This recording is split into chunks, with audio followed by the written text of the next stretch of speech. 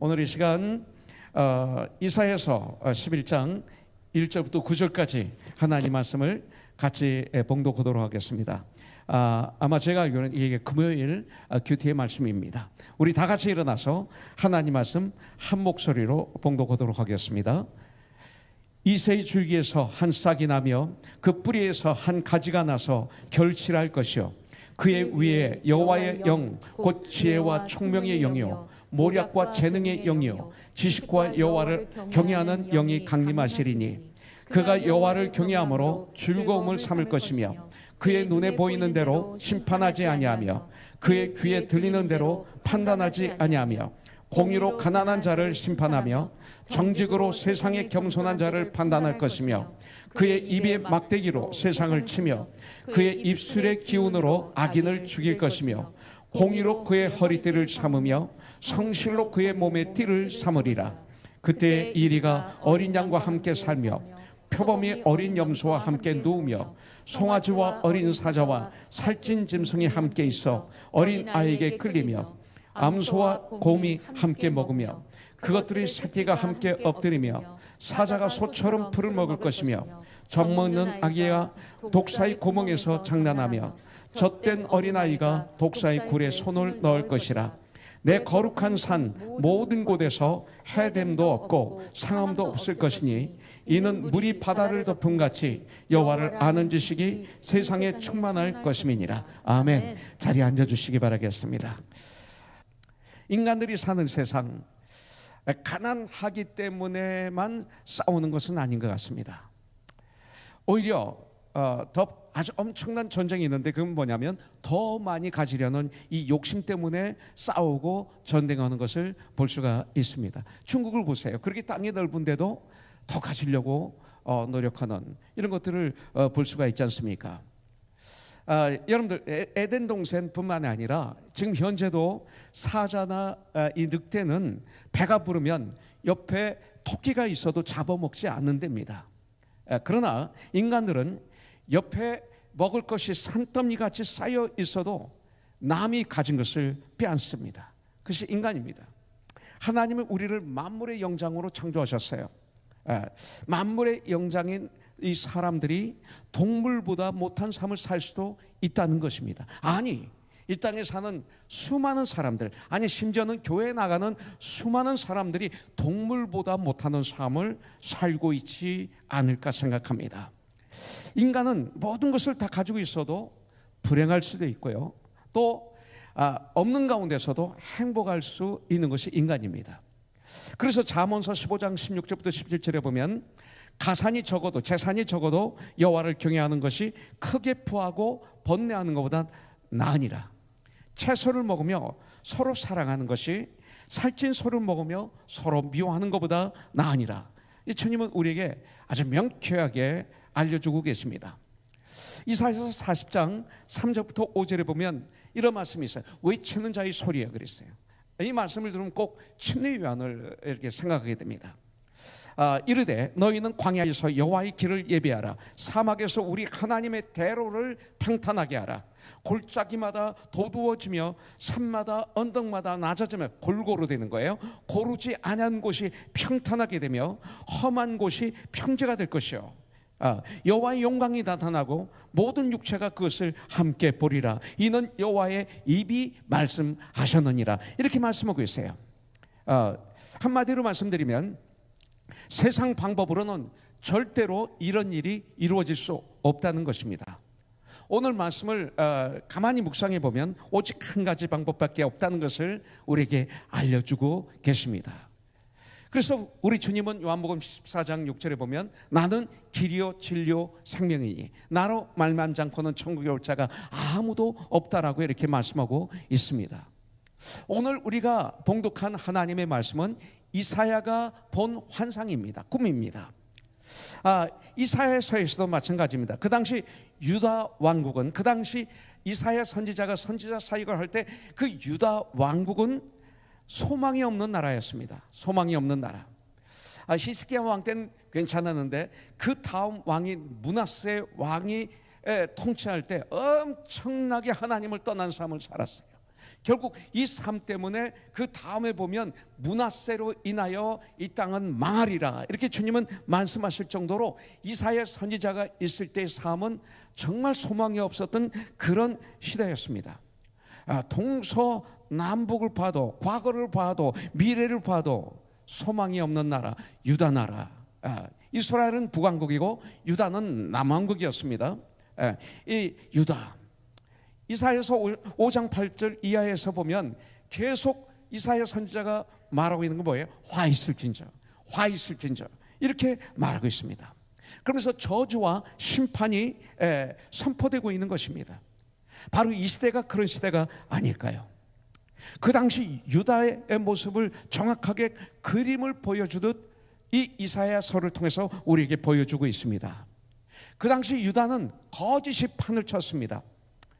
공의는 사라지고 선과 악을 분별할 수 없는 혼탁한 세상, 이것이 바로 유다였습니다.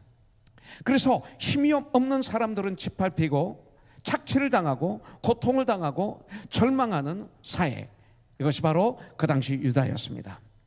하나님도 이런 유다 나라를 보시고 진노하셔서 북쪽 이스라엘은 아수르 왕국을 들어서 완전히 징계하십니다. 그래서 그 이스라엘 백성들을 다 아수르로 다 끌고 가고, 그리고 이스라엘 땅 북왕국은 그 아수르 나라 여러 나라 족속들을 데려다가 거기서 살게 합니다. 그게 바로 사마리아가 되는 것이죠.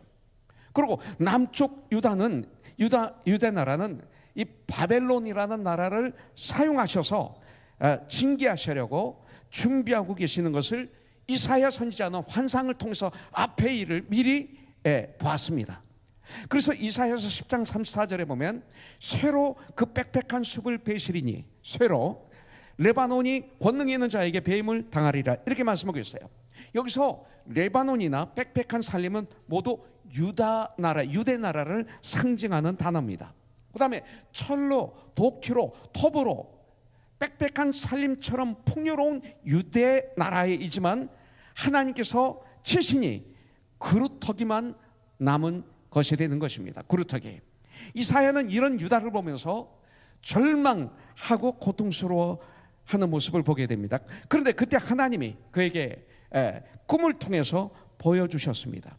그것이 바로 이사야서 11장 1절 말씀입니다.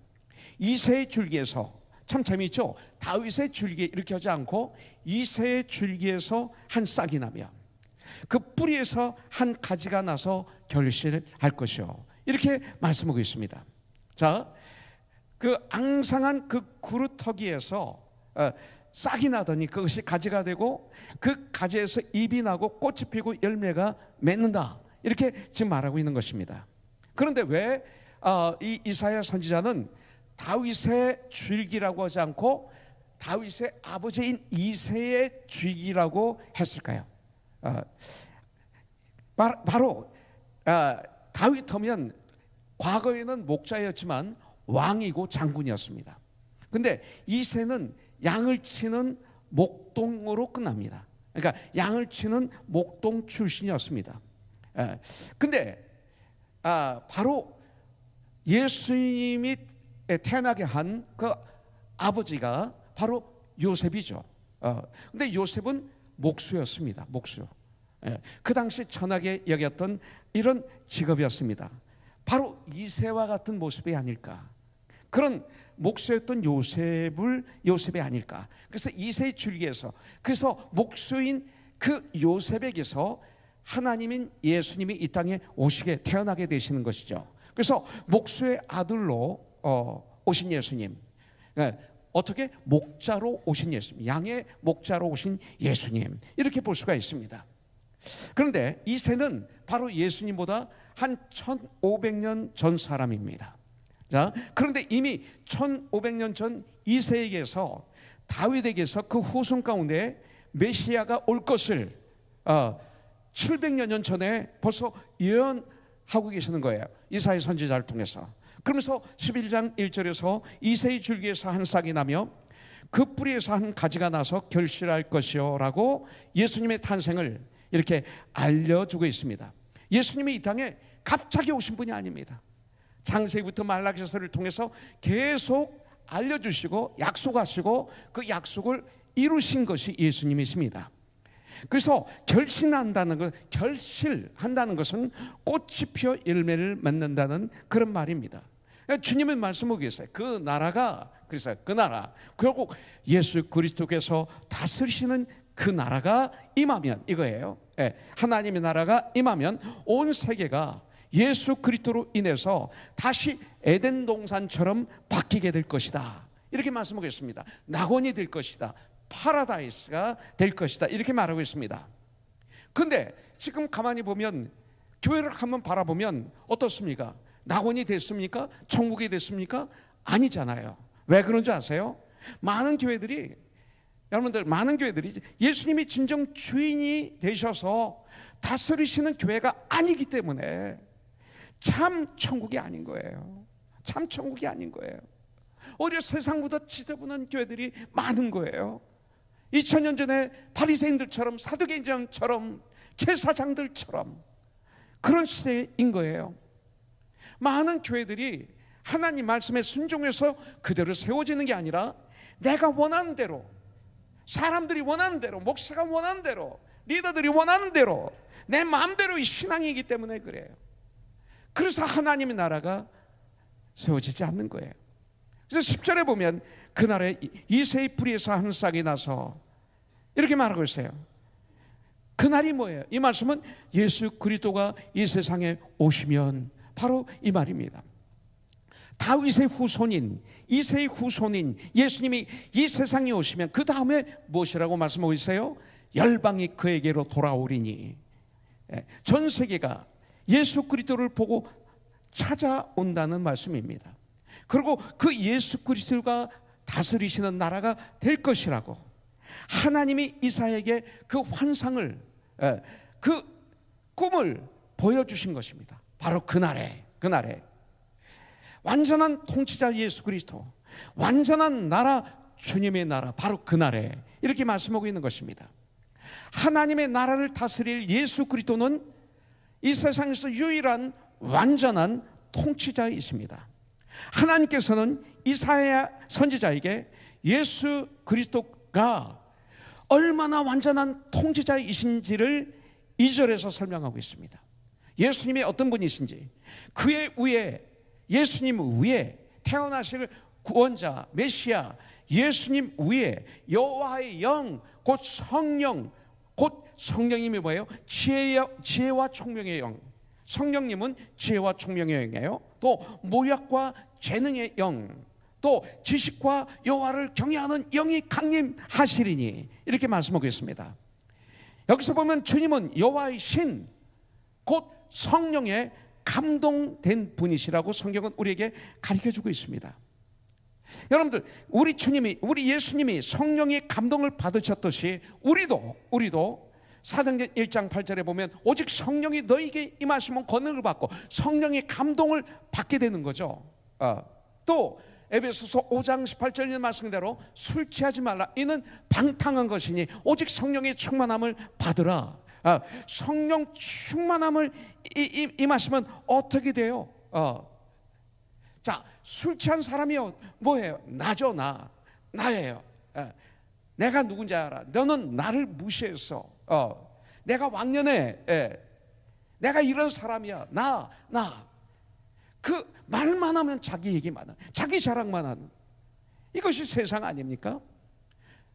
이것을 방탕한 것이라고 성경은 말씀하고 있어요. 오직 성령이 임하시면 권능을 받아요. 성령 충만함을 받으라. 하면 그 다음부터 내가 어떤 사람이었는지를 고백하게 되고, 나를 구원하신 주님을 찬양하게 되고, 주님을 바라보게 되고, 서로들 화답하게 되고, 서로들 섬기게 되고, 서로들 존중하게 되고, 그러면서 쫙 이어지는 것을 볼 수가 있어요. 그래서 우리가 이렇게 성령 충만함을 받아야 되는 거예요. 성령이 말씀, 너희가 권능을 받아요. 권능이 뭐예요? 예수님의 마음이 되는 거예요. 예수님의 마음, 예수님의 언어, 예수님의 삶, 예수님의 마음, 이런 것들이 되는 거예요. 그럼 그때부터 우리는 주님의 일을 할 수가 있는 것입니다. 근데 성령 충만함은 누구나 받을 수 있어요. 구원받은 하나님의 사람에게는. 마태복음 7장 7절부터 쭉 보면 구하라 그러면 주실 것이요 찾으라 그러면 찾을 것이요 문을 두드리라 그러면 너에게 열릴 것이니 구하는 이마다 얻을 것이요 찾는 이가 찾을 것이요 두드리는 이에게 문이 열릴 것이니라. 누가 그 아들이 생선을 달라면 뱀을 주며 누가 그 아들이 떡을 달라면 돌을 줄 사람이 있겠느냐. 하물며 악인도 자기 자녀에게 좋은 것을 줄 줄 알거든. 하늘에 계신 너희 아버지께서 너에게 가장 좋은 성령을 주시지 않겠느냐. 마태복음에는 가장 좋은 것을 주시지 않겠느냐. 그런데 누가복음의 11장에서는 성령을 주시지 않겠느냐. 가장 좋은 것이 성령이라고 이렇게 말씀하고 있어요. 그렇기 때문에 지도자로서 꼭 갖춰야 될 것이 있는데 지혜와 총명, 모략과 재능 가지신 분, 또 지식과 여호와를 경외하는 진정한 완벽한, 우리를 다스리시는 완벽한 지도자 주인이신 거예요. 예수님은 이런 분이에요. 우리 예수님은 지혜와 총명이 가득해. 우리 예수님은 모략과 재능으로 가득해. 그리고 우리 예수님은 지식과 여호와를 경외하는 진정한 완벽한 우리를 다스리시는 주인이시고 메시아이시고 지도자이세요. 통치자세요. 오직 예수님만이. 이 세상은 진정한 완전한 지도자가 없어요. 이 세상의 지도자들을 보십시오. 얼마나 실망하게 됩니까? 한 명도 없어요. 그러나 우리 주님은 완전한 통치자이십니다. 이런 나라가 분명히 온다고 성경은 우리에게 말씀하고 있어요. 어떤 분들 이미 이런 나라를 이 땅에 누리며 살고 있는 분도 있습니다. 잘 들으세요. 여러분들, 이 말씀을 들을 때 이사야가 얼마나 좋았을까요? 5절에 보니까 공의로 그 허리띠를 삼으며 성실로 그의 몸에 띠를 삼으리라. 자, 허리띠, 벨트를 얘기합니다.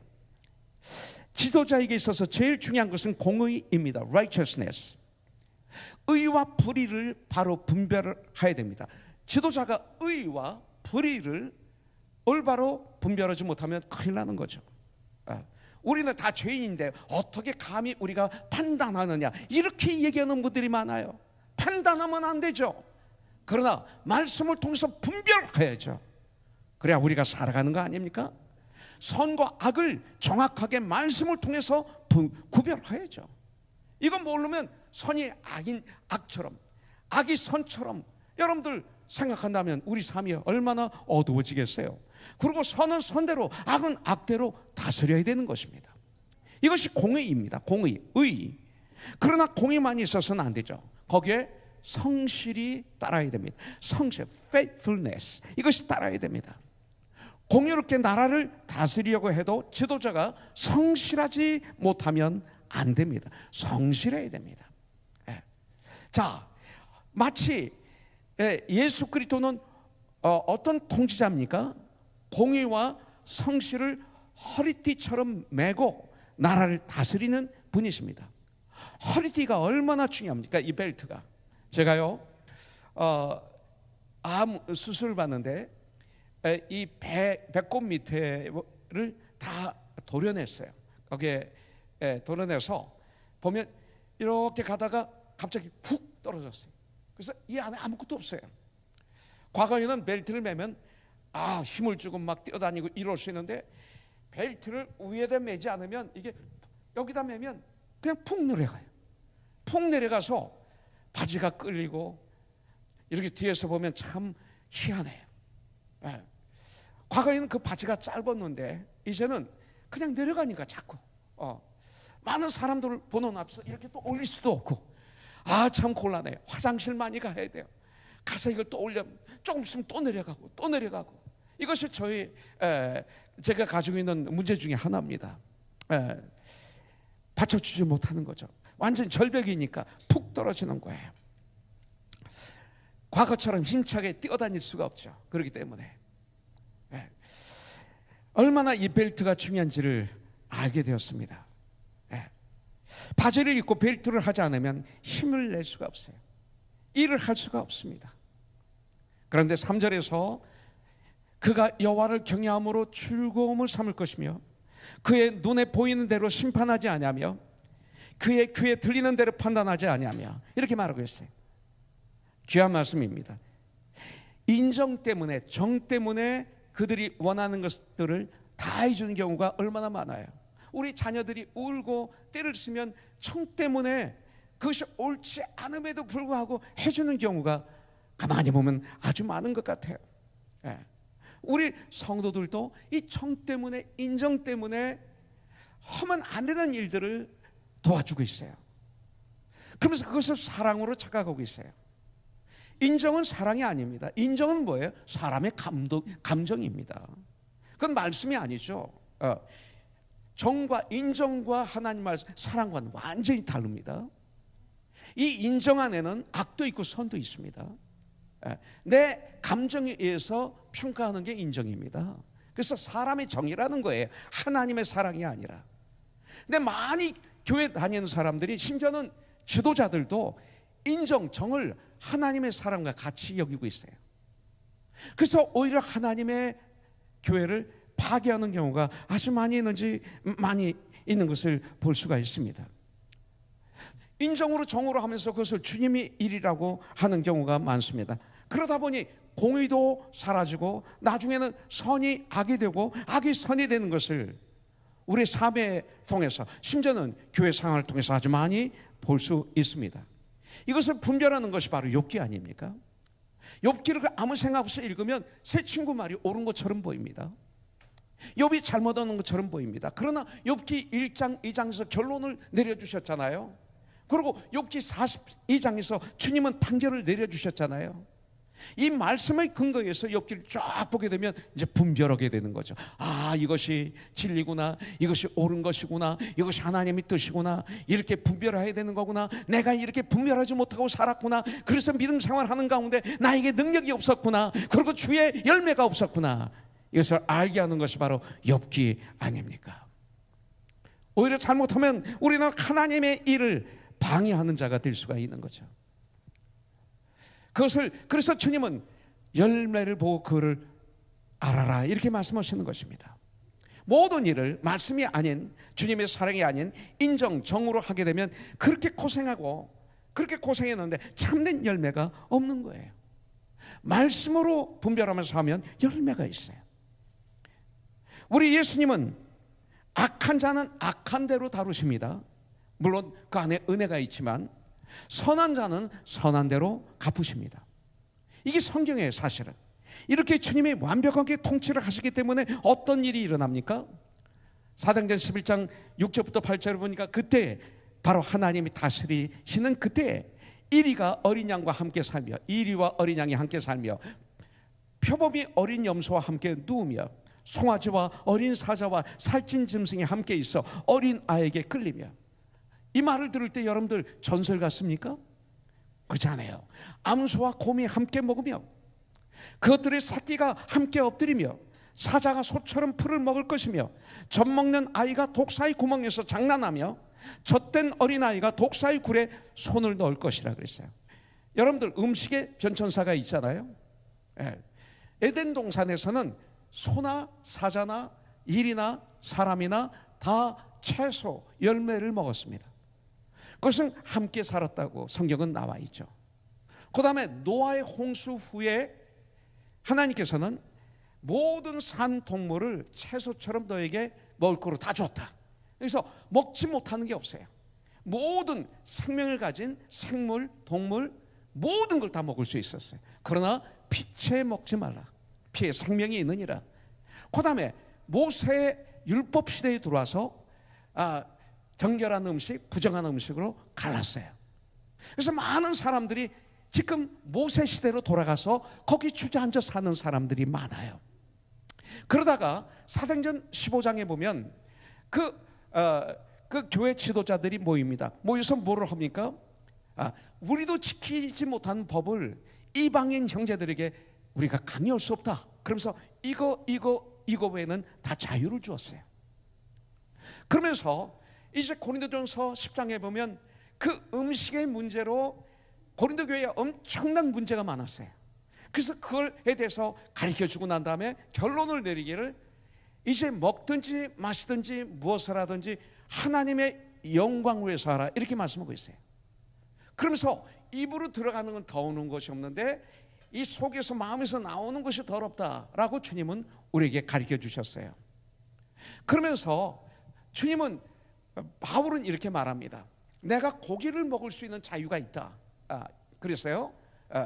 고기를 먹을 수 있는 자유가 있는데 이 내가 고기 먹는 걸 보고 한 형제가 실족하면, 왜냐하면 그 당시 고린도는 시장에서 파는 고기의 99.9%가 다 이방 제사에 올라갔던 제물이었어요.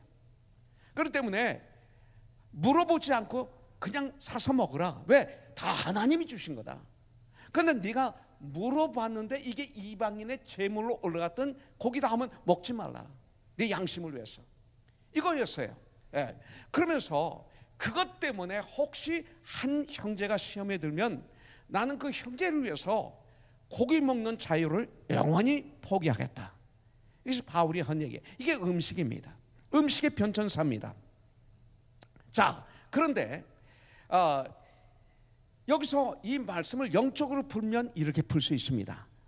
6절부터 8절 말씀, 이리처럼 간사한 인간, 이렇게 풀어볼 수 있죠. 이리처럼 간사한 인간도, 또 사자나 표범처럼 사나운 인간도, 곰처럼 미련한 인간도, 독사처럼 아주 그냥 사람들을 만나면 독만 뽑아내는 악독한 인간이 발을 붙일 수 없는 나라, 그 나라가 어디인가?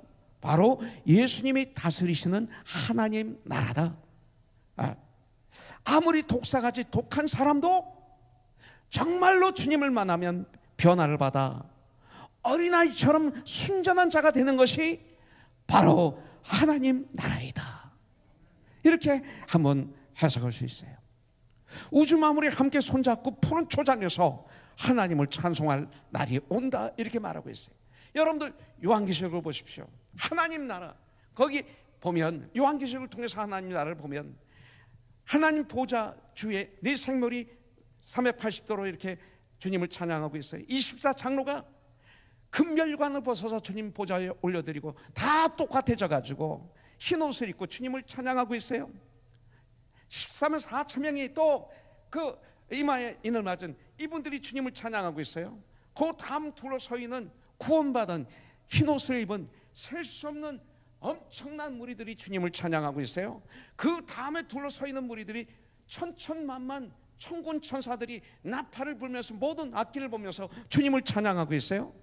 그 다음에 둘러선 무리들이 우주 만물이라고 돼 있어요. 그들이 다 하나님을 찬양하고 있어요. 이 날이 온다는 거예요. 지금도 찬양하죠. 우리들이 찬양 못해서 그렇지 주님이 말씀하셨어요. 너희들이 나를 찬양하지 않으면 이 돌들이 나를 찬양하리라.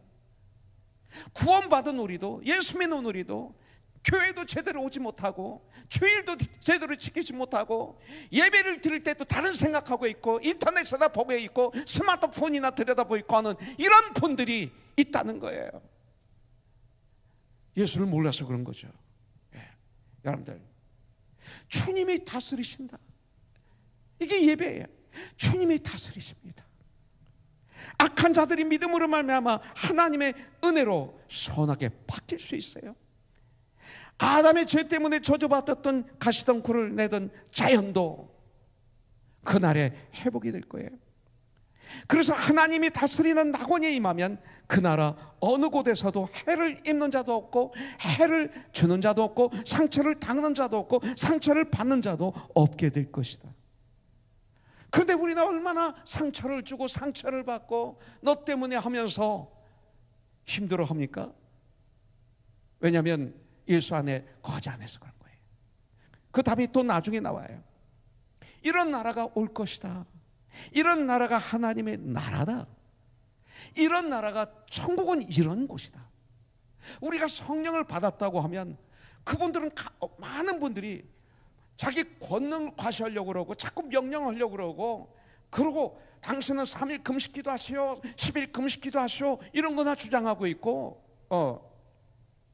그리고 정죄나 하고 있고 자꾸 내 편을 가르고 하는 분들이 참 은혜를 받았다는 분들, 성령을 받았다는 걸 능력으로 착각하는 것 같아요. 그래서 이런 일이 일어났는데 그거 아닙니다. 그 정말 하나님의 은혜가 임하면 이렇게 되는 거예요. 정말로 이런 나라가 천국이죠.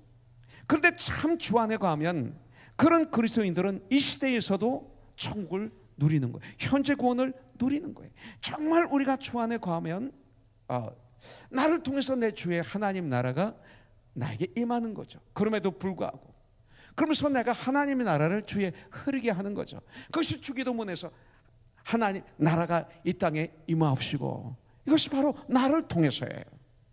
내가 성령 충만할 때 이 땅에 하나님의 나라가 내 주위에 이루어지는 거죠. 나도 이런 삶을 누릴 뿐만 아니라 내 주위에 천국을 흐르게 하는 삶을 우리가 살아야 돼. 그런데 어떻게 하면 이런 나라를 누리게 될 것인가 이거죠. 그것이 9절입니다. 물이 바다를 덮은 같이 여호와를 아는 지식이 세상에 충만할 것임이라. 이렇게 여호와를 아는 지식이 세상에 충만할 것입니다. 세상에 충만해지게 될 때 이런 역사가 일어난다. 물이 바다를 덮은 같이 온 세상을 덮는 여호와를 아는 지식이 충만하게 되어야 된다. 바로 이것을 말씀하고 있어요. 그러면 하나님의 나라가 임하는 거죠. 전 몇 년 전 제 처남 그 동일 집사가 좀 트윗해 줘서 크루즈 여행을 갔다 왔어요. 둘이 정말 오랜만에 좋은 시간을 가졌어요. 그런데 바다 한가운데 가보니까 동서남북이 다 바다예요. 물이에요. 물이 온 지구를 덮고 있는 것 같았어요. 엄청나게 큰 배가 너무나 작게 보였어요. 온 지구를 가득 태우고 있는 물, 빈틈없이 채우고 있는 물, 마치 물이 지구를 덮고 있는 것 같았습니다. 이와 같이 하나님을 아는 지식이 물이 바다를 덮은 같이 온 세상에 가득하게 될 때 예수님께서 다스리는 그 나라가 우리 눈앞에 펼쳐진다고 성경은 우리에게 가르쳐주고 있어요. 그렇다면 하나님을 아는 지식은 무엇일까요? 하나님은 살아계신다 정도가 아닙니다. 하나님이 살아계신다, 이건 마귀도 알고 있습니다. 야고보서 2장 19절에 보면 네가 하나님은 한 분이신 줄 믿느냐? 잘하는도다. 귀신들도 믿고 떠느니라 그랬어요. 귀신도 알아요. 여호와를 아는 지식이란 입으로만 주여 주여 하는 것이 아닙니다. 하나님의 말씀을 낮과 밤으로 항상 묵상하는 상태. 내가 성경을 50번 읽었다, 100번 읽었다, 200번 읽었다, 이걸 목적으로 읽는 게 아니라, 읽다 보니까 그렇게 읽은 거지 이것이 아니라, 그래서 100번 읽기 위해서 속독으로 막 읽는 것이 아니라 속독으로 어떻게 하나님 말씀을 읽어요? 하나님 말씀을 묵상해야 되죠. 자세히 들어야 되죠. 근데 속독으로 읽어서 자세히 듣습니까? 마음에 와닿습니까? 그것은 목적이, 많이 읽는 게 목적이지.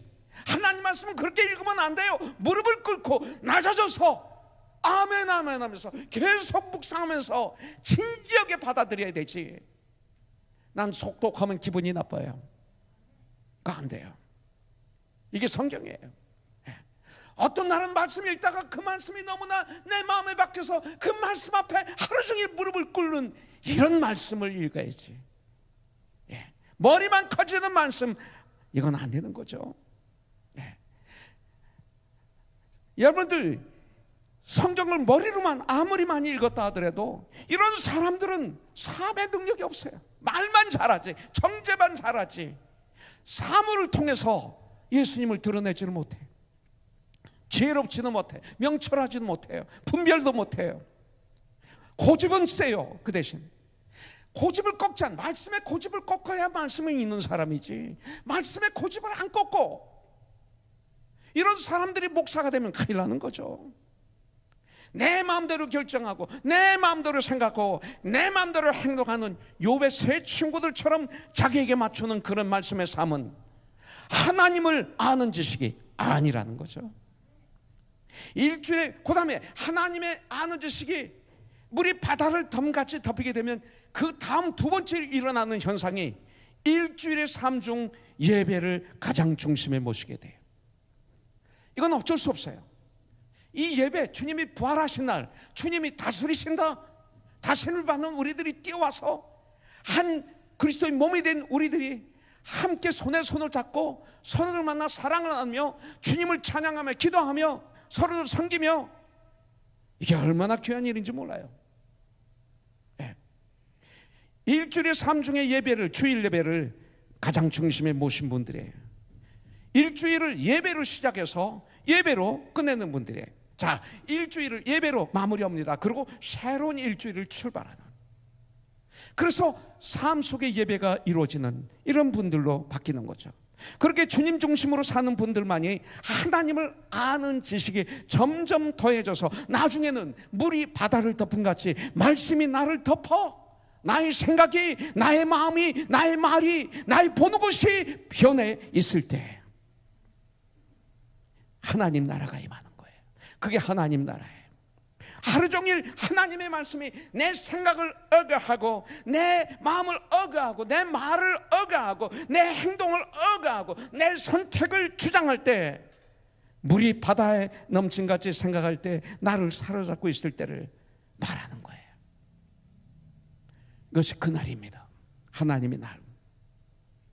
여러분들, 주님이 말씀하시는 여호와를 아는 이 지식은 요한복음 17장 3절에 보면 영생은 곧 유일하신 참 하나님과 그가 보내신 자 예수 그리스도를 아는 것이니라. 아는 것이니라. 하나님과 그가 보내신 예수 그리스도를 아는 것이니라. 이게 영생이다. 에베소서 4장 13절부터 15절은 너무나 좋아요. 저는 에베소서 4장을 자주 묵상합니다. 13절부터 15절에 보면 우리가 다 하나님의 아들을 아는 일과 믿는 일에 하나가 되어 온전한 사람을 이루어 그리스도의 장성한 분량에 충만한 데까지 이르리니, 이는 우리가 이제부터 어린아이가 되지 아니하여 사람의 속임수와 간사한 유혹에 빠져 온갖 교훈의 풍조에 밀려 요동하지 않게 하려 함이니, 이렇게 말씀하고 있어요. 그렇기 때문에 15절에 보면 오직 사랑 안에서, 예수 안에서 참된 것을 하여 범사에 그에게까지 자랄지라. 그는 머리니 곧 그리스도라. 우리가 몸이라고 성경은 알려주고 있죠. 여호와를 아는 지식을 이렇게 간단하게 한번 설명할 수가 있습니다. 첫째, 예수 그리스도는 나의 주이시고 나의 구원자이십니다. 나의 하나님이신 사실을 믿음으로 고백하는 지식. 언제나 이것은 내 믿음으로 고백하는 거예요. 누구 앞에서나.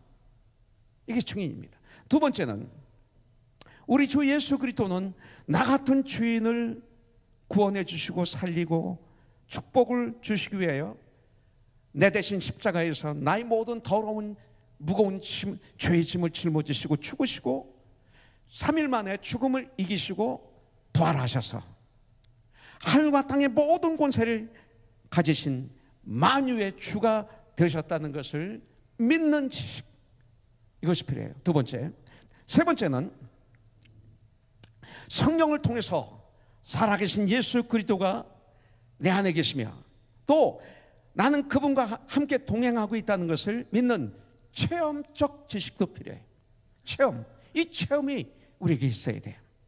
네 번째, 이렇게 영광스러우신 예수 그리스도에게 그 은혜에 너무나 감격해서 주님의 말씀에 전적으로 순종하며 평생을 나의 주님께 헌신하겠다고 결단하고 그렇게 살아가는 지식, 이것이 있어야 돼요.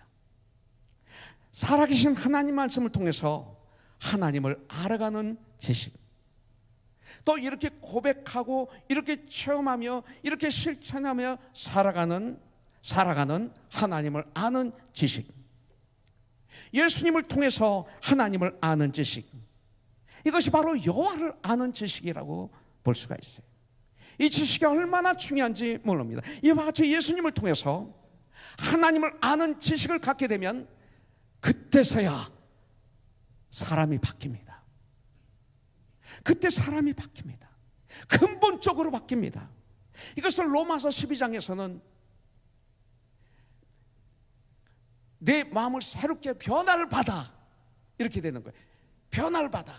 이 변화는 예수 그리스도의 마음으로, 마음을 품음으로 생기는 일이에요. 근본적으로 바뀌어요. 사람이 바뀌어야 삶이 바뀌어요. 내가 안 바뀌는데 삶이 바뀝니까? 안 바뀌고 교회 생활하는 분들이 너무나 많아요. 성경보다 다른 내가 원하는 것을 성경 위에다 놓고 살아가는 분들이 너무나 많아요. 하나님 말씀에 나의 사상, 나의 정치관, 나의 경제관, 나의 가족관, 나의 모든 인생관을 하나님 말씀에 어저스트해야 되는데 안 해요. 그러고 사는 분들이 너무나 많아요. 그래서 천국을 이루지 못하는 거예요. 주의 영향을 주지 못하는 거예요. 주의 존경을 받지 못하는 거예요. 그렇게 하나님이 주신 은사가 많은데, 재능이 많은데도 열매가 없는 거예요. 여러분들, 이런 삶 우리가 살아야 되겠어요? 이거 안 되는 겁니다. 예. 여러분들, 이렇게 삶이 바뀌어야 돼. 이렇게 바뀌어야 돼. 이렇게 바뀌어야 돼. 이런 사람이 온 세상에 가득하게 되면, 이런 사람들이 온 세상에 가득하여 물이 바다를 덮은 같이 충만해지면 예수 그리스도께서 다스리시는 하나님의 나라가 되는 것이죠. 이 연의 말씀대로 우리 예수님은 평강의 왕으로 이 땅에 오셨잖아요. 예수님은 요한복음 14장 27절에 보면 평안을 너에게 끼쳐놓으니 곧 나의 평안을 너에게 주노라. 예수님은 곧 평안이십니다. 내가 너에게 주는 것은 세상이 주는 것과 같이 아니하니라. 너희는 마음에 근심하지도 말고 두려워하지도 말라. 너희는 마음에 근심하지도 말고 두려워하지 말라. 주님이 말씀하셨어요. 여러분들, 세상도 일시적인 평안은 우리에게 줍니다. 건강하면 약간의 평안이 있습니다. 물질이 많아지면 잠시 편해집니다. 새 차를 사면 잠시 기분이 좋습니다. 어떤 지위를 얻으면 잠시 행복합니다. 그러나 그것은 영원한 것이 되지 못합니다. 일시적인 것입니다. 마치 바다에 물이 없어서 바닷물을 마시면 처음에는 갈증이 해결되는 것 같지만 곧 이어서 더 큰 갈증이 몰려오는 것처럼, 아니, 바닷물을 마시면 고통스럽게 죽습니다. 세상 것만 먹으면 고통스럽게 인생을 마무리합니다. 그러나 우리 주님이 주시는 이 평안은 영원이신 줄 나는 믿습니다. 요한복음 7장 38절에 보면 나를 믿는 자는 성경의 이름과 같이 그 배에서 생수의 강이 흘러넘쳐 나리라고 성경은 말씀하고 있어요. 내가 주는 물을 마시는 자는 그 배에서 생수의 강이 흘러나리라고 말씀하고 있어요. 여러분들, 저는 제일 좋아하는 찬양 중에 하나가 내 영혼이 은총 입어 중한 죄짐 벗고 보니 슬픔 많은 이 세상도 천국으로 화도다. 이 찬양을 참 좋습니다. 그러면 피아노 올라오면 좋은데, G 메이저. 주의 얼굴 뵙기 전에 멀리 뵈던 하늘나라 내 마음속에 이루어지니 날로 날로 가깝도다. 높은 산이 거친 들이 고난이나 환난이나 초막이나 궁궐이나 가난하거나 부자거나 정말로 내가 예수 그리스도를 내 주로 모신 곳이 그 어디나 하늘나라. 그러면 그 다음 터지는 것이 할렐루야예요. 주님을 찬양합니다. Praise the Lord. 할렐루야 찬양하세요. 내 모든 죄 사함 받고 주 예수와 동행하니 그 어디나 하늘나라.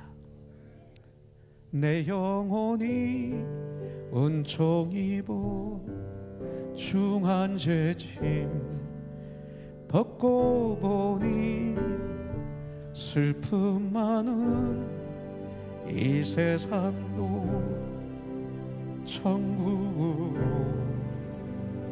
화도다. 2절 주의 얼굴 뵙기 전에 멀리 뵈던 하늘나라 내 마음속에 이루어지니 날로 날로 가깝도다. 높은 산이 거친 들이 초막이나 궁궐이나 내 주 예수 모신 곳이 그 어디나 하늘나라. 할렐루야 찬양하세. 같이 할까요? 내 모든 죄 사함받고 주 예수와 동행하니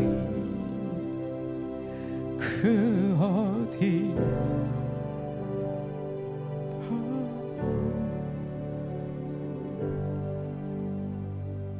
우리 예수님은 이 평안을 주기 위해서 이 땅에 평강의 왕으로, 평강의 주님으로 오실 것을 이사야 선지자를 통해서 예언하고 있는 거예요.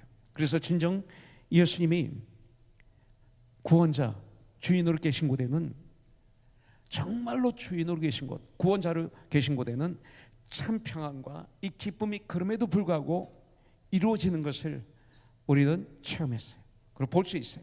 특별히 사도행전 16장에 보면 빌립보 간수에 대한 이야기가 나와요. 바울과 실라가 감옥에 갇혔습니다. 복음을 전하다가 잡혀서 매를 맞고 먹지 못하고 마시지 못하고 발에 착고에 채워져 지하 감옥에 갇혔습니다. 그러나 바울과 실라는 그 고통 중에 원망이나 불평 좌절하지 않고 포기하지 않고 하나님께 기도하기 시작합니다. 기도하다 보니까 능력이 임해서 그 기도가 변해서 찬송으로 바뀌었습니다. 갑자기 지진이 일어나서 옥터가 흔들립니다. 옥문이 막 깨집니다. 자다가 깬 간수가 가만히 보니까 죄수가 다 도망간 것처럼 보였어요. 그래서 칼을 빼서 자결을 하려고 그랬습니다. 왜냐하면 그 당시 로마법에 보면 이 죄수들을 지키는 간수가 죄수가 도망치에 탈옥하게 되면 엄청난 고문을 당하고 사형을 당하게 되어 있었습니다. 그래서 자기 스스로 칼을 들어 자살을 하려고 할 때 그때 바울이 막 소리 지르죠. 우리가 여기 있으니 자살하지 말라고. 우리가 다 여기 있다고. 이 간수는 바울과 실라를 자기 집에 데리고 가서 상처를 치료해주고 식사를 대접한 후 간수가 질문합니다. 그것이 30절 말이죠. 선생들이여, 내가 어떻게 하여야 구원을 받을 수 있습니까? 31절에 아주 귀한 유명한 말이 나옵니다. 주 예수를 믿으라, 그러면 너와 내 집이 구원을 받으리라 그랬어요. 예수를 믿으면 나 자신과 나의 가정이 구원을 얻게 되는 것이에요. 여러분, 그래서 간수와 온 가족이 예수를 믿게 되었습니다. 예수를 영접하게 되었습니다. 그날 밤 그들은 침례를 받고 온 집이 하나님을 섬기게 됩니다. 그런데 아주 중요한 얘기가 34절에 나옵니다. 그들을 데리고 자기 집에 올라가서 음식을 차려주고 그와 온 집안이 하나님을 믿음으로, 아주 중요한 이야기가 나오죠. 크게 기뻐하니라. 하나님을 믿음으로 크게 기뻐하니라. 이것이 저와 여러분들에게 있어야죠. 평강의 왕으로 오신 예수님을 그 자신과 그 집에 모시고 나니까 그 자신과 그 집에 큰 기쁨이 생겼어요. 예수님을 정말로 나의 주인으로 구원자로 영접하게 되면 그동안 우리가 누려보지 못했던 이 큰 기쁨이 우리에게 임해요. 동방박사들이 아기 예수를 만난 다음에 크게 기뻐하고 기뻐했다고 그랬어요. 목동들이 아기 예수를 만난 다음에 크게 기뻐하고 기뻐했다고 그랬어요. 이 기쁨. 여러분들, 정말로 예수님을 평강의 왕으로 나에게, 내 아내, 우리 집에 모시면 나에게, 우리 집에 큰 기쁨이 그때서야 이루어지는 줄 믿습니다. 큰 평화가, 엄청난 소망이 그 집에 생기게 됐다는 거예요. 예수님은 이 땅에 오신 것이 회복시켜 주시기 위해서 오셨어요. 고린도후서 5장 18절에 보면 그가 그리스도로 말미암아 우리를 자기와 화목하게 하시고 회복시켜 주신, 또 우리에게 화목하게 하는 직분을 주셨으니 그래서 이렇게 상처를 어루만지고 상처를 고쳐주시기 위해서 우리 주님은 이 땅에 오셨어요. 우리 예수님은 평강의 왕으로 이 땅에 오셨어요. 여러분들, 구원받은 우리들 진정 마음의 평안이 있으면 어떤 고난도 이길 수가 있어요. 당신은 1년 반밖에 살 수 없다는 말을 들었을 때 내 힘으로 어떻게 그것을 이길 수 있겠어요? 내 안에 주님이 계셨기 때문에 그것을 이길 수 있었죠. 쓰러지지 않고 누워있지 않고 하나님이 나에게 호흡을 주셨고 그런 가운데서도 건강을 주셨기 때문에 난 주님의 일을 쉬어본 적이 없어요. 그것 때문에 쉬지 않았어요. 심지어는 제 아내가 수술하고 며칠 후에도 쉬지 못하게 하더라고요. 니카라가 단기 선교를 가는데 나는 얼마나 가고 싶었는지, 왜 하필 그때 수술을 해가지고 수술하고 3일이 지난 다음에 제 아내와 두 아들과 우리 단기 선교팀은 니카라가로 다 떠나는 거예요. 근데 저보고 뭐라고 그러냐면, 철아빠 매일마다 큐티 쉬어야 해줘. 단기 선교팀에게 아니 전화로 어떻게 소리가 안 들려 그랬더니 전화기를 통해서 스피커를 놔가지고 확장시키겠대요. 그러면 몇 시부터 몇 시까지? 아니래, 30분 전에 자기가 전화하겠대. 내가 시간도 몰라요. 아픈 나에게 큐티를 쉬어야 하래. 큐티 설교하래. 다른 거는 내가 놓아야 되지만 이거 놓아할 수 없잖아요. 그러니까 끙끙거리면서 하나님 말씀을 묵상할 수밖에 없어요. 그리고 전화 오는 시간을 기다리는 거야. 저엄마가 나를 위로하는 게 아니라 내가 그 아픈 가운데서 이들을 섬겼어요. 2주 동안. 그랬더니 그것이 저에게 축복이 됐어요. 아픔을 이긴 거예요. 아픈 가운데서도 사역한 거예요. 아픈 가운데서도 내가 그곳에 직접 가지는 않았지만 그 단교 선교팀과 같이 그곳에서 사역을 한 거예요. 얼마나 감사한지 제 아내에게. 이 축복 아니에요? 쉬지 않으시는 주님은 지금도 쉬지 않고 일하시는데 제가 그걸 조금 흉내내게 도와주신 거죠. 주님의 은혜가 아니면 어떻게 이런 일이 있을 수 있겠어요? 마음의 기쁨이 있으면 어떤 어려움도 우리는 감당할 수 있어요. 그래서 부활하신 예수님은 제자들에게 다른 어떤 것보다 제일 먼저 하신 말씀이 Peace be with you, 평강이 너에게 있을지어다 한 거예요. 오늘도 우리 주님이 제자들에게 약속하셨던 그 평강이 여러분들 마음 안에, 여러분들의 삶에, 우리 가정 안에, 우리 교회에, 우리 마음속에 가득하길 주님의 이름으로 축복합니다. 우리들 세상 것으로는 우리에게 평화를 줄 수가 없어요. 알잖아요. 옛날보다 물질도 많아지고 옛날보다 지식도 많아지고 옛날보다 좋은 환경 속에 사는데 우리 마음은 점점 더 답답해지고 뭔지 모르는 억눌림이, 고독의 절망이, 두려움이 나를 두르고 있는 것 같지 않습니까? 그래서 정신적인 질환으로 고생하는 분들이 너무너무나 많아졌잖아요. 일부 예배 때 우리 김인옥 권사님이 큐티를 쉬어야 했는데 친구 중에 한 명이 정신질환으로 지금 고통을 당하고 있다고 얘기하죠. 너무나 많아졌어요. 그러나 오늘 예수님을 우리 마음속에 모시고 나의 삶의 주인으로 모실 때 주님이 주시는 참 평강으로 넉넉하게 지금 여러분들이 당하고 있는 그 어떤 어려움도 넉넉하게 이길 수 있을 줄 믿습니다. 교회가 예수 믿는 사람들이 잘못된 부분이 있다 해도 이 세상 소망은 하나님의 교회밖에 없어요. 이 나라의 소망은 교회밖에 없습니다. 교회는 바로 저와 여러분들을 교회라고 합니다. 하나님께서는 이 소망을 위해서 이 세상에 교회를 보내신 거예요. 그렇기 때문에 주옥이라는 드라마를 박다미 목사가 꼭 보라고 해서 봤어요.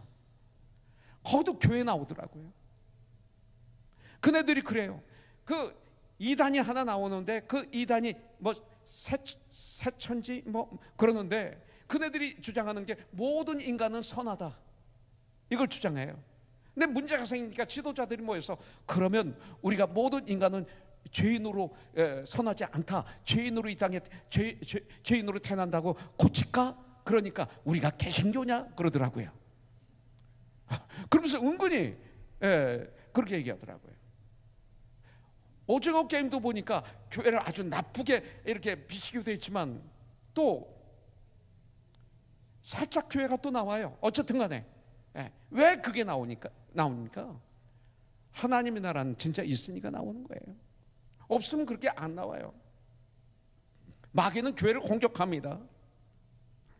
여러분들, 교회에만 소망이 있어요. 모든 사람들이 하나님을 알아야 이 사회에 소망이 있기 때문에 교회만이 소망이 있어요. 하나님은 세상 사람들이 하나님을 알 수 있는 도구로 교회를 이 땅에 보내주셨어요. 근데 교회가 너무나 타락했어요. 그래서 하나님이 죽은 것처럼 보이지만 분명히 이 시대에도 하나님은 바르게 절하지 않은 7,000명의 하나님의 사람을 보호하고 계신 것처럼 7,000이라는 것은 하나의 상징입니다. 이 시대도 참된 교회가 이곳저곳에 있기 때문에 이 세상이 존재하는 거라고 난 분명히 믿습니다. 그렇다면 하나님 나라가 임하는 길, 이거로 마치겠습니다. 그러므로 하나님을 아는 지식이 온 땅에 충만하기 위해서 우리가 꼭 해야 될 일이 있죠. 교회가 우리가 감당할 수 있는 사명이 있어요. 복음을 전하는 일이에요. 복음을, 이 기쁜 소식 예수님을 전해야 돼. 우리가 예수님을 전해 주어야만이 사람들은 예수님을 믿을 수 있어요. 로마서 10장의 말씀대로 우리가 전해야 그들이 믿습니다. 예수님을 믿어야 하나님이 어떤 분이신지를 알게 됩니다. 하나님을 아는 길은 오직 예수님을 알아야만이 가능합니다. 그러므로 우리가 복음을 전하지 아니하면 세상 사람들이 하나님을 알 수가 없습니다. 우리가 입을 다물고 있으면, 아무리 입 다물고 우리가 서로도 봉사하고 섬기고 이것만 하고 있다면 안 됩니다. 여호와를 아는 지식이 물이 바다를 덮음같이 되는 것은 우리가 입을 다물고 있으면 불가능합니다. 하나님 나라를 기대할 수가 없습니다. 우리가 입을 벌려서 하나님을 전해야 됩니다. 그래서 2022년 우리 교회 주제를 이제 마무리, 팬데믹 마무리로 11240511 다시 한번 사도행전 11장 24절을 우리는 묵상해야 돼요. 바나바는 착한 사람이요. 착한 사람이 누구예요? 성령과 믿음이 충만한 사람을 성경은 착하다고 그래요. 성령과 믿음이 충만한 사람이라. 이로 말미암아 내 편이 아니라 우리는 그리스도의 몸된 우리가 함께 많은 사람들을 주님께 더하게 하더라. 그래서 내년의 띠은 착한 사람에, 착한 사람, 성령과 믿음이 충만한 사람, 많은 사람들을 내 편으로 만드는 게 아니라 우리 함께 한몸된 우리가 많은 사람들을 주님께 더하게 하는 2022년. 그 다음에 11시 24분에 5분 기도하는 것, 요새 좀 이것이 루즈해졌어요. 수집사님 5분 매일 기도하시나? 가끔 빠뜨리죠. 처음보다 조금 루즈해졌죠? 저도 그래요. 근데 오늘 다시 결단하는 거예요. 이거 해야 돼. 이거 해야 돼. 그 시간에 바빠서 누구 만나나 못했으면 꼭 다음에 그날 하세요. 5분은 누구나 기도할 수 있어요. 이걸 매일 하면 얼마나 좋은지 몰라요. 매일 밥을 정량을 먹으면 건강해지는 것처럼 갑자기 은혜 받아서 그날 성경 읽다가 지쳐가지고 창세기 읽다가 끝내고, 어떤 분은 요한계시록부터 읽겠대. 가족 요한계시록부터 읽다가 또 끝내고 어려워서. 그러지 마세요. 여러분들, 이 팬데믹 기간 동안 우리가 이렇게 승리할 수 있었던 게 뭐예요? 날마다 그 날짜에 잠언을 읽어서 그래요. 그리고 시편을 읽으면서 하나님과 찬양을 하고 대화를 했기 때문에 그래요. 그리고 시편과 잠언을 빼고 창세기부터 요한계시록까지 우리는 열심히 읽는 전쟁을 했어요. 무릎을 꿇고 겸손한 마음으로.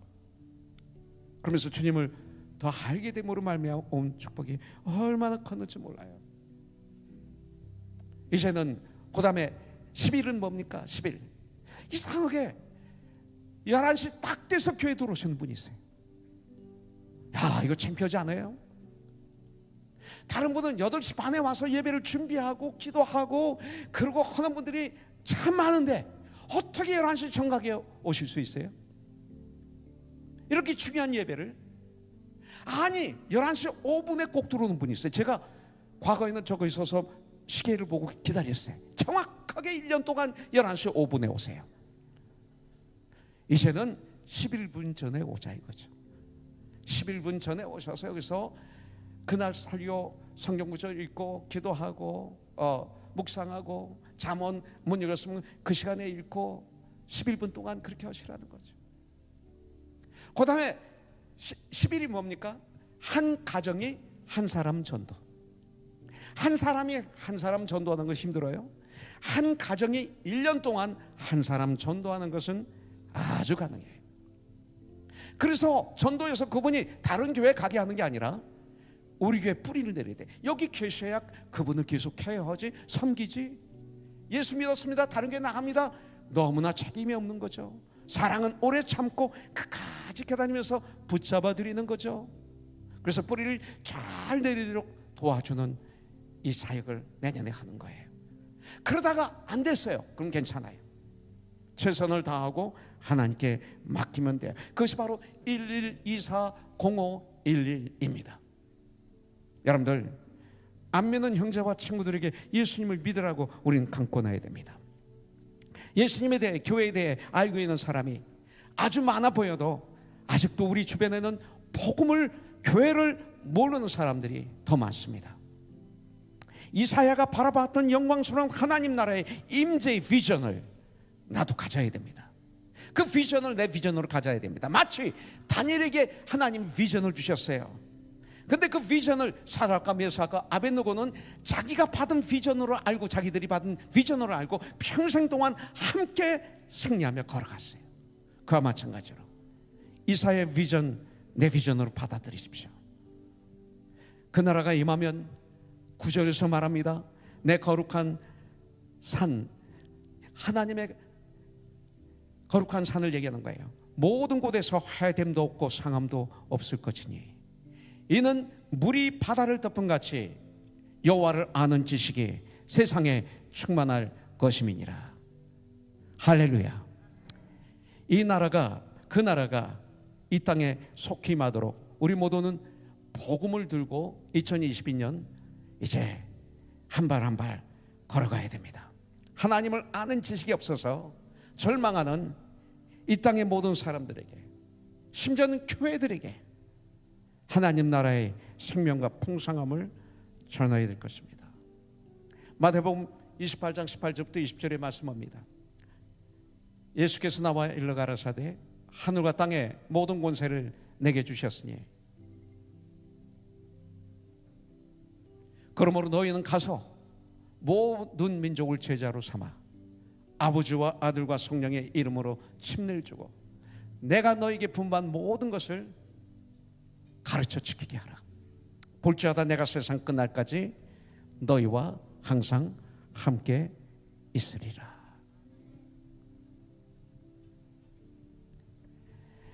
세상 모든 민족이 구원을 얻기까지 쉬지 않으시는 하나님,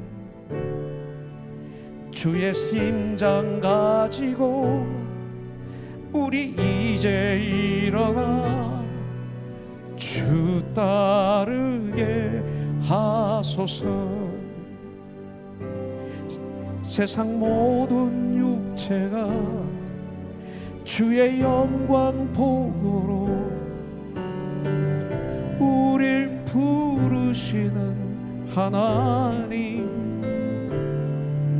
주의 손과 발 대어 세상을 치유하며 주 섬기게 하소서. 같이 할까요? 물이 바다 덮은 같이 여호와의 영광을 인정하는 것이 온 세상 가득하리라. 물이 바다 거품같이, 물이 바다 거품같이, 물이 바다 거품같이, 물이 바다 거품같이 여호와의 영광을 인정하는 것이 온 세상 가득하리라. 물이 바다 거품같이, 물이 바다 거품같이, 물이 바다 거품같이, 물이 바다 거품같이, 물이 바다 거품같이, 물이 바다 거품같이, 물이 바다 거품같이. 아픈 우리 형제자매들을 위해서 기도합니다. 주님이 이 땅에 오심을 마음껏 감사하고 찬양하고 영광 올려드리는 가운데 놀라운 회복의 역사가 있게 하여 주시옵소서. 우리 조국과 미국을 위해서 기도합니다. 주님 꼭 붙잡아 주시옵소서. 저 불쌍한 북한의 동포들을 위해서 이 성탄절을 맞이해서 기도합니다. 주님 저들을 불쌍히 여겨 주시옵소서. 하나님의 나라가 속히 임하게 하여 주시옵소서. 이제는 우리 주 예수 그리스도의 무한하신 은혜와 하나님 아버지의 극진하신 사랑과 성령님의 감동 감화 역사하심이 이렇게 신령과 진정으로 예배를 드리고 세상에 나가는 하나님의 사람들 위해 항상 함께하여 주시옵기를 예수님의 이름으로 간절히 축복하며 기도드립니다. 아멘. 살아계신 주 나의 참된 소망 걱정 근심 전혀 없네. 오 나의 주 나를 용서하사 영원한 생명길로 인도하셨네. Because it lives, I can face tomorrow. Because it lives, all fear is gone. Because I know He holds the future, and life is worth living just because it lives. 할렐루야. 우리 하나님께 감사의 박수 올려드리겠습니다.